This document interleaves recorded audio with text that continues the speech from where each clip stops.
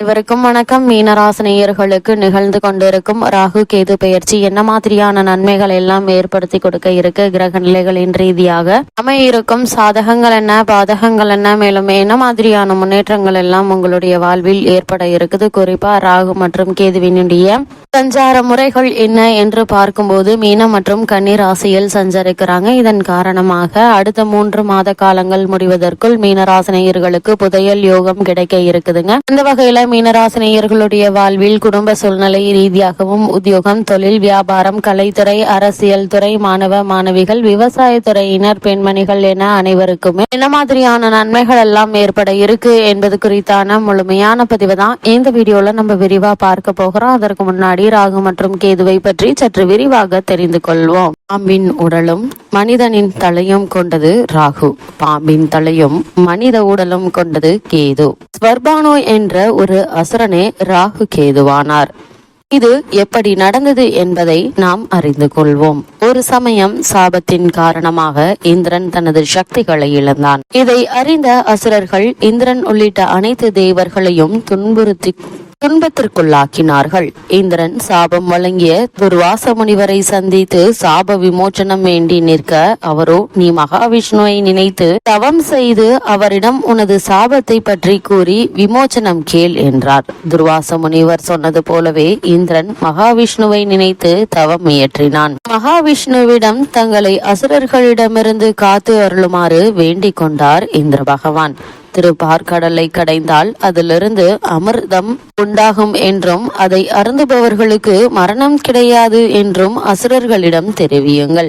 இதை கேட்கும் அவர்கள் உடனே இதற்கு சம்மதிப்பார்கள். அசுரர்களின் உதவியோடு பார்க்கடலை கடையும் பணியை துவங்குங்கள் என்றார் மகாவிஷ்ணு. மகாவிஷ்ணு பார்க்கடலை எவ்வாறு கடைவது என்பதையும் இந்திரனுக்கும் தேவர்களுக்கும் தெரிவித்தார். இந்திரன் அசுரர்களை அழைத்து பார்க்கடலை கடையும் விஷயத்தை தெரிவித்தான். திருமால் குறிப்பிட்ட மந்திரமலையை தேவர்களும் அசுரர்களும் சேர்ந்து தூக்கி பார்க்கடலில் நிறுத்தினார்கள். வாசுகி என்ற மிக பெரிய பாம்பை அழைத்து அதை அம்மலையை சுற்றி கயிறு போல சுற்றினார்கள். பார்க்கடலை கடைய தேவையான மத்து கயிறு தயாராகிவிட்டது. திருமால் ஆணையிட பார்க்கடலை கடையும் பணி ஆரம்பமானது. மிகுந்த சிரமப்பட்டு தேவர்களும் அசுரர்களும் பார்க்கடலை கடைந்தனர். பார்க்கடலுக்குள்ளிருந்து காமதேனு என்ற பசு வெளியானது. தொடர்ந்து கற்பக விருட்சம் வெளியானது. பின்னர் உச்சஸ்ரவஸ் என்ற அதிசய குதிரை வெளிப்பட்டது. இதனை தொடர்ந்து ஐராவதம் என்ற வெள்ளை யானை வெளிப்பட்டது. பின்னர் பாரிஜாத மரம் வெளியானது. இவற்றை தொடர்ந்து அப்சரஸ் என்ற பெயருடைய தெய்வ பெண்கள் வெளிப்பட்டனர். கடைசியாக தெய்வீக தன்மை கொண்ட தன்வந்திரி பகவான் கையில் அமுத கலசத்தை ஏந்தி வெளிப்பட்டார். இதனை கண்ட தேவர்களும் அசுரர்களும் மிக்க மகிழ்ச்சி அடைந்தனர். தன்வந்திரியை தொடர்ந்து மிகவும் பிரகாசத்துடன் திருமகள் லட்சுமி தேவி வெளிப்பட்டாள். லட்சுமி தேவி திருமாலோடு காட்சியளித்தாள். இந்த தெய்வீக காட்சியில் தங்களை மறந்து நின்று கொண்டிருந்தார்கள் தேவர்கள். இதுதான் தக்க சமயம் என உணர்ந்த அசுரர்கள் அமுதத்தை முழுமையாக கைப்பற்றும் முயற்சியில் இறங்கினார்கள். தன்வந்திரியின் கையில் இருந்த அமுத கலசத்தை பற்றி கொண்டு ஓட ஆரம்பித்தார்கள். அப்போதுதான் தாங்கள் கவனக்குறைவாக நடந்து கொண்டது தேவர்களுக்கு புரிந்தது. உடனே அவர்கள் மகாவிஷ்ணுவிடம் முறையிட்டு தங்களுக்கு உதவுமாறு கேட்டு கொண்டார்கள். உடனே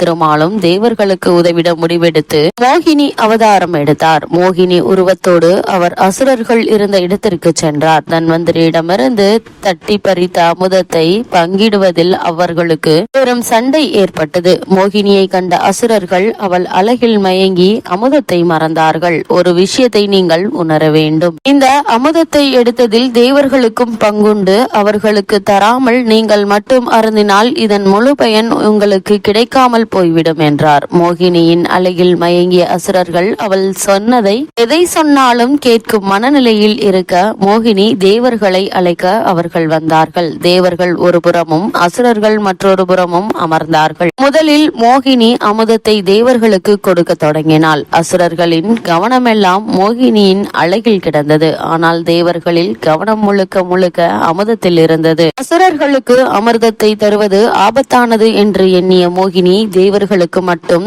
அமிர்தம் கிடைக்கும்படி செய்து கொண்டிருந்தாள். மயக்கத்தில் இருந்ததால் அசுரர்களுக்கு இந்த சூழ்ச்சி தெரியவில்லை. அசுரர்களின் ஸ்வர்பானு என்ற ஒரு அசுரன் மட்டும் மோகினியின் சூழ்ச்சியை உணர்ந்து உடனே தேவர்களைப் போல தனது உருவத்தை மாற்றிக்கொண்டு சூரியனுக்கும் சந்திரனுக்கும் நடுவில் அமர்ந்தான். அவனை கவனிக்காத மோகினி ஸ்வர்ணபானுவிற்கும் அமிர்தத்தை வழங்க அவனும் அதை உடனடியாக பருகிவிட்டான். இதை அறிந்து கொண்ட சூரியனும் சந்திரனும் ஸ்வர்பானு ஒரு அசுரன் என்பதை உடனடியாக மோகினிக்கு உணர்த்தினர். உடனே மகாவிஷ்ணு உருவத்தில் இருந்த மோகினி அமிர்தம் வழங்குவதற்காக வைத்திருந்த அகப்பையை கொண்டு ஸ்வர்பானுவின் தலையை துண்டித்தார். உடல் வேறு தலை வேறாக பிரிந்தாலும் அமிர்தத்தை உண்ட காரணத்தினால் உயிர் பிரியாமல் இருந்தது. அமிர்தத்தை உண்டதால் தலையும் அழியவில்லை, உடலும் அழியவில்லை. துண்டான தலைக்கு பாம்பின் உடலும் உடலுக்கு பாம்பின் தலையும் உருவாகின.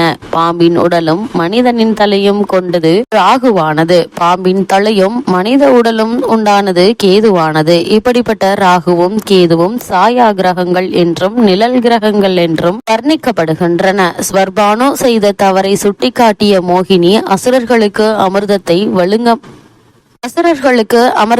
வழங்க மறுத்து தேவர்களுக்கு வழங்கினாள். இதனால் ஸ்வர்பானுவின் மீது கோபம் கண்ட அசுரர்கள் ஸ்வர்பானுவை தங்கள் கூட்டத்தில் சேர்த்துக் கொள்ளவில்லை. வினோதமான உடல் அமைப்பு கொண்டதால் தேவர்களும் அவர்களை ஏற்றுக்கொள்ள மறுத்தார். ராகுவும் கேதுவும் வெட்டுப்பட்ட போது ஒரு துண்டானது நாகேஸ்வரத்திலும் மற்றொரு துண்டானது கீழ்பெரும் பள்ளத்திலும் விழுந்ததாக ஐதீகம். 7 கிரகங்களிலும் ராசி சக்கரத்தில் வளமாக சுற்றி வருகின்றனர். ஆனால் ராகுவும் கேதுவும் அவர்களுக்கு எதிர் திசையில் சுற்றி வருவதாக ஐதீகம் கூறுகிறது. எதிர்பாராத அதிர்ஷ்டத்தை தருபவர் ராகு. ஆனால் அதற்கு நேர்மாறாக எதன் மீதும் ஆசைப்படாத குணத்தை தருபவர் கேது. பேராசைப்படும் குணத்தை ராகுவிற்கும் முற்றும் துறந்த முனிவரின் குணத்தை கேதுவிற்கும் கொடுத்து படைத்திருக்கிறான் இறைவன். ராகுவும் கேதுவும் நிழல் கிரகங்கள் என்று அழைக்கப்படுவதால் சர்ப்ப பிரீத்திகளை செய்தால் நிழல் போல நம்மை தொடரும் துன்பங்கள் விலகிச் செல்லும் என்பது ஐதீகம். இவ்வளவு மேன்மைகள் கொண்ட ராகு மற்றும் கேதுவினுடைய மீனம் மற்றும் கன்னிராசி முறையே என்ன மாதிரியான சாதகங்கள் எல்லாம் மீனராசினியர்களுக்கு அடுத்த 3 மாதத்திற்குள் ஏற்பட இருக்கு என்று பார்க்கும்போது, இதுவரை உங்கள் தன குடும்பஸ்தானத்தில் சஞ்சரித்து கொண்டிருந்த சூரியன் 3ஆம் இடத்தில் குருவோடு இணைந்து சஞ்சரிக்க இருக்கிறாருங்க. குருவினுடைய பார்வை மிக முக்கிய இடங்களான உங்களுடைய ராசிக்கு களத்திர பாக்கிய லாபஸ்தானங்களுக்கு விழுவதால் சுபகாரிய முயற்சிகள் கை கொடுங்க. இவ்வளவு நாட்களாக சுபகாரிய முயற்சிகள்ல ஏற்பட்டு வந்த தடங்கள் தாமதங்கள் விலகி சிறு முயற்சியிலேயே வெற்றி கிடைக்கக்கூடிய ஒரு தருணமா இந்த காலகட்டம் அமைஞ்சிருக்குதுங்க. தொழில் வளர்ச்சி முன்னேற்றம் தரும் விதமா அமையிருக்குது. குடும்ப உறுப்பினர்களுடைய ஆதரவும் உங்களுக்கு கிடைக்க இருக்கு என்பதால் நீங்கள் செய்யக்கூடிய முயற்சிகள்ல துணிந்து முயற்சித்து வெற்றி காணக்கூடிய ஒரு தருணமா இக்காலகட்டம் அமைஞ்சிருக்குதுங்க. வெளிநாடு சென்று பணியாற்ற வேண்டும் என்ற விருப்பம் இருந்துச்சு அப்படின்னா அதற்கான முயற்சிகளை தற்போது நீங்கள் தாராளமாக மேற்கொள்ளலாங்க. சிறு முயற்சியிலேயே உங்களுக்கு வெற்றி கிடைக்க இருக்குது. மீனராசினியர்களை பொறுத்த வரைக்கும் சுக்கிரனுடைய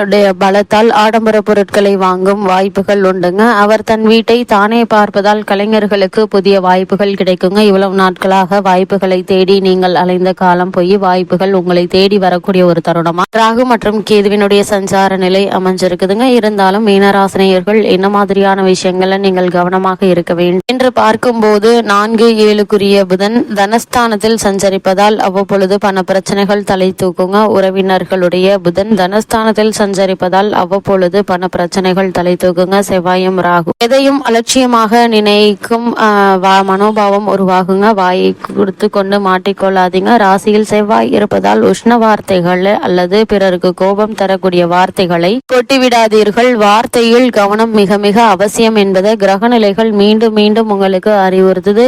எச்சரிக்கையோடும் கவனமாகவும் இருப்பது மிகவும் அவசியம் என்பதை கிரகநிலைகள் உங்களுக்கு அறிவுறுத்துதுங்க. மீனராசினியர்களுக்கு கிரகநிலைகளின் ரீதியாக கூறப்படும் பரிகாரம் என்ன என்று பார்க்கும்போது குலதெய்வத்தை வணங்க, குடும்பம் செழிக்குங்க. ஞாயிற்றுக்கிழமை நாக பிரதிஷ்டை செய்யப்பட்டிருக்கும் இடத்தில் விளக்கேற்றி வாருங்கள். எண்ணற்ற நன்மைகள் உங்களுடைய வாழ்வில் ஏற்படும்.